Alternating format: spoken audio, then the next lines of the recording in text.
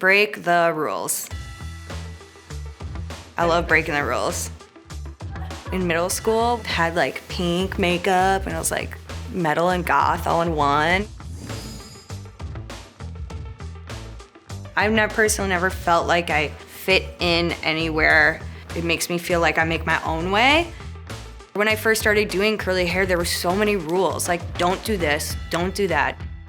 When I left that and I was like, oh my gosh, you can do this. I was like, whew. And that's just when my creativity started exploding.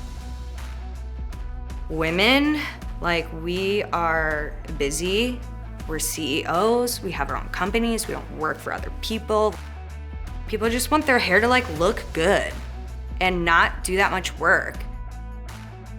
Now there's so much access to information and it can be overwhelming.